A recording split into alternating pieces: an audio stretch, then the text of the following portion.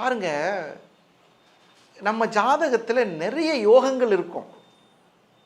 விபரீத ராஜயோகம், கஜகேசரி யோகம் சரி இருக்கு. அந்த யோகங்களை அனுபவிக்கக்கூடிய யோகம் எப்போ வரும்னு சொல்லுங்க. ஒன்று, அந்த கிரகங்கள் நம்மளுடைய ராசியை பார்க்கும் போதோ லக்னத்தை பார்க்கும் போதோ ஏற்படும். இப்போ உங்களுக்கு 5 கிரகம் பார்க்குது இந்த ஓப்பனிங்கில் 2026 ராசி பலன்களில். சரி, இந்த சந்தோஷமான விஷயத்தை ஏற்றுக்குவோம். அடுத்தது பாருங்க, 10ஆம் இடத்தில் சனி பகவான். என்ன சொல்லுவாங்கன்னா, ஒரு ஜாதகத்தில் 10ல் ஒரு பாவியாவது இருக்கணுமாப்பா அப்படிம்பாங்க. அந்த 10ஆம் இடத்துல சனி பகவான் இருக்கிறது ரொம்ப ரொம்ப விசேஷம். அதாவது சனி நின்ற இடத்தை ஜெயிக்க வைப்பார். சனி எங்கே இருக்காரோ அந்த ஜாதகர் வெற்றி. லக்னத்தில் சனி இருந்தால் அந்த ஜாதகரை பற்றி கவலையே பட வேணாம். ஜாதகத்தை மடித்து கையில் கொடுத்துடலாம், இந்தாங்க எடுத்துகிட்டு போங்க. இந்த ஜாதகம் உங்களுக்கு மேல் மேலும் வளர்ச்சியை கொடுக்கும்.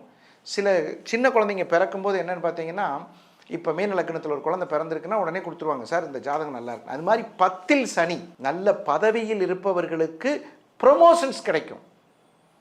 4ஆம் இடத்தை சனி பார்ப்பதனால் நல்ல பலன்கள் கிடைக்கும். 4ஆம் இடம் என்பது தாயார் ஸ்தானம். 4ஆம் இடம் என்பது சுகஸ்தானம். ஒரு மனுஷன் நல்லா இருக்கணும்னா ஹெல்த் குட், உடல்நிலை நன்றாக இருந்தால்தான் சந்தோஷமாக இருக்க முடியும்.